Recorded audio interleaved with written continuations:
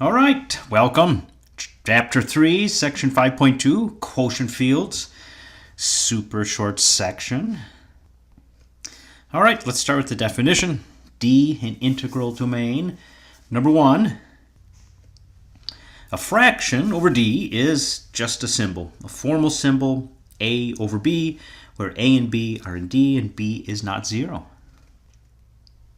Number 2, we'll say that A1 over B1 is equivalent to A2 over B2, just as if they were honest-to-goodness fractions, meaning if you clear denominators, you get the same thing. So when A1, B2 is the same as A2, B1.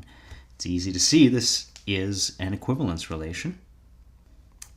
Okay, the set of equivalence classes with respect to this equivalence relation is called either the quotient field or the field of fractions of D. All right, theorem.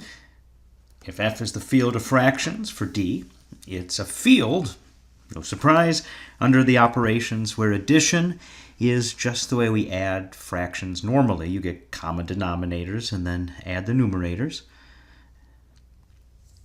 And multiplication is just like we normally handle fractions. You multiply the tops and the bottoms. Finally, as a note, no one writes the brackets around these things for the equivalence class. It's always understood. Just like we have with fractions over the integers, getting honest-to-goodness fractions, we understand that 1/2 is the same as 2/4, and we don't write those brackets around it. All right, so never again will we, well, usually we won't write those brackets. But I wrote it in the theorem there. All right, the proof of this theorem is just straightforward. You just check it. It's super easy, so we're not going to do it. What's important to know, though, is given an integral domain, you can always make fractions out of them, just as you could with z to q. And you do it in the same way.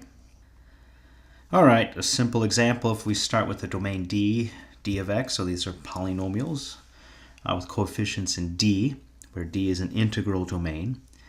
Then you can ask about the field of fractions for d of x, and you just get what are called the rational functions. So again, omitting those brackets.